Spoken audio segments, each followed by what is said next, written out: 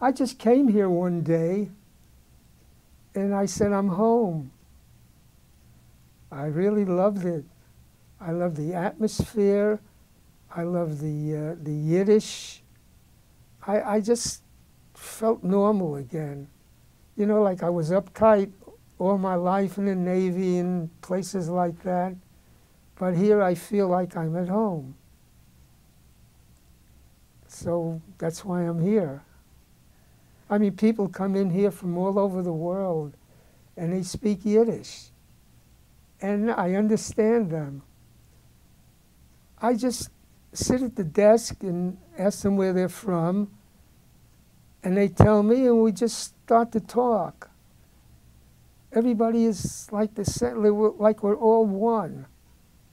Really, they speak to me, I speak to them, I feel like they're my friend.